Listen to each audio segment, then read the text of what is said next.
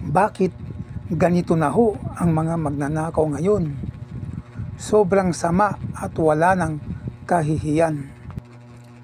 Noong araw po ng mga nakalipas na panahon, ang mga kinauukulan ay kailangan magsagawa pa ng masusi at malalimang imbestigasyon para mapatunayan na tunay na ikaw ay magnanakaw, para makahanap at makakuha ng matibay na mga ebidensya para lang mapatunayan na ikaw ay tunay na nagkasala sa pagnanakaw. Sa madalit salita, ang mga magnanakaw noon ay may natitirang kahihiyan pa sa kanilang pagkatao. Dahil kung nagnakaw man sila, ay tagong-tago ang kayamanang hindi nila pinagpawisan. Halos wala kang mabalitaang magnanakaw noon na kitang-kita sa madlang tao ang kanilang marangyang pamumuhay. Ngayon, talagang ibang-iba na ho ang magnanakaw ngayon. Wala nang kahihiyan, sobrang sama na. Lantaran na ho kung magpakita ng mga tinatamasan nilang karangyaan na buhat sa pinagpawisan ng ibang tao.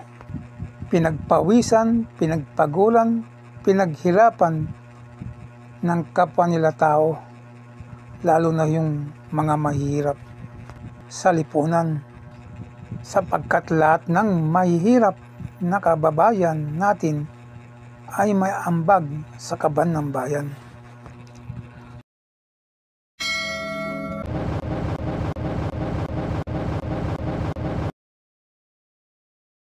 Ang sabi ng Diyos, huwag kang magnanakaw.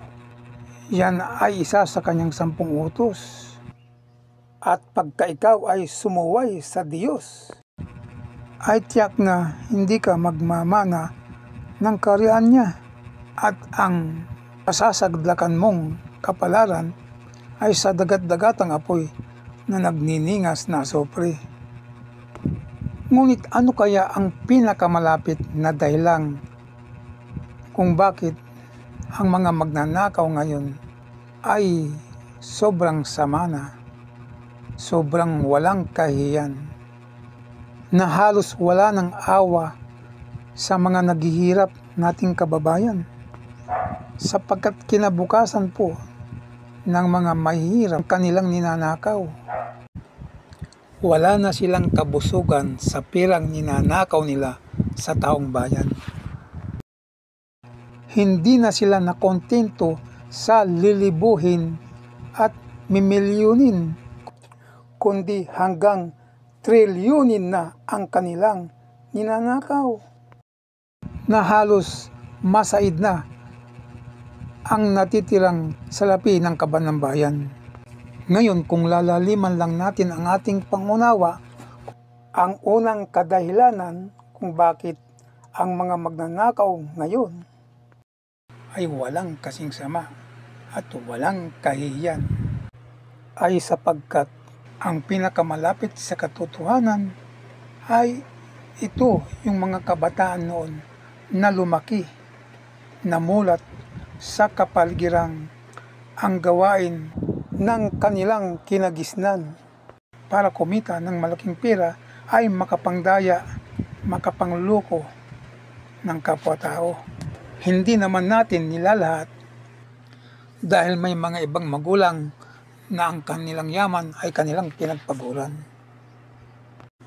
Ngunit itong mga magnanakaw ngayon, ito yung mga lumaki sa mga magulang na ang mga iba'y mga kontratista sa mga proyekto ng pamahalaan sa gobyerno, na puro pangdaraya ang ginagawa para magkamal ng salapi na halos hindi na nila pinagpawisan. Kaya kung ito ang kinalakihan nilang kalakaran ng hanap buhay, ay lalo silang mas masama kaysa sa dati nilang kinamulatan. At ito pa ang huling kadahilanan na isa pa sa pinakamalapit sa katotohanan. Kung bakit sila'y nawalan ng takot gumawa ng masama, ay lumaki sa kapaligiran ang kanilang kinaanibang relihiyon.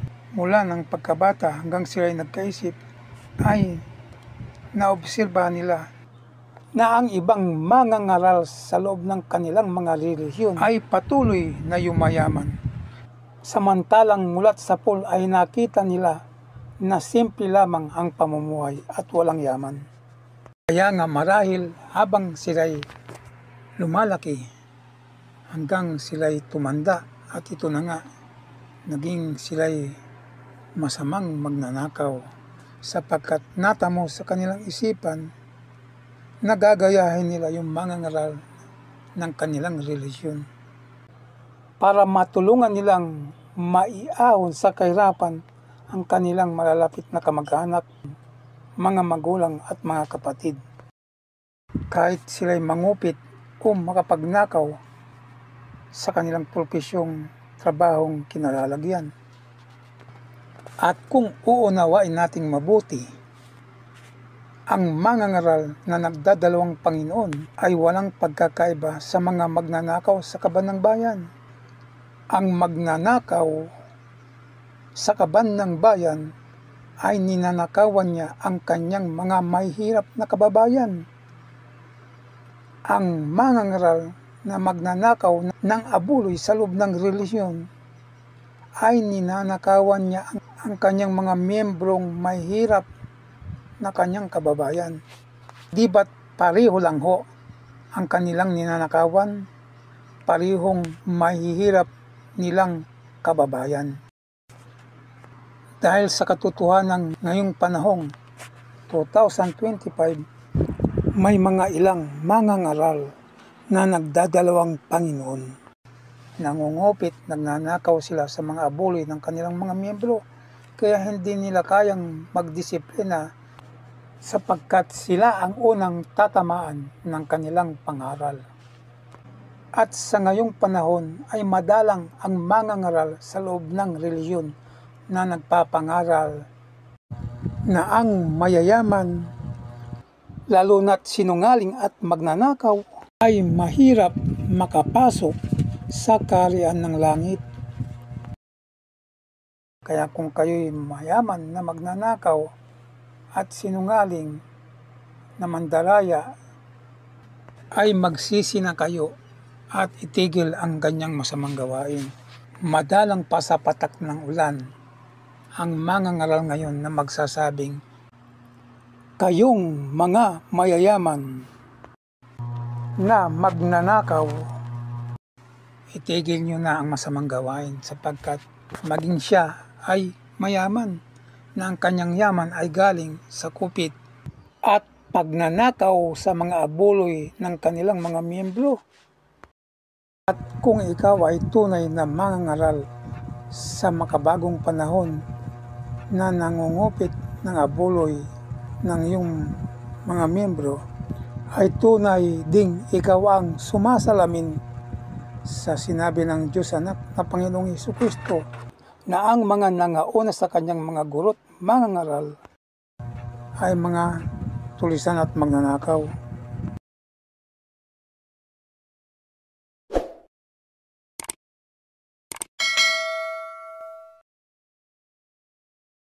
Ang mga larawan ay mga halimbawa lamang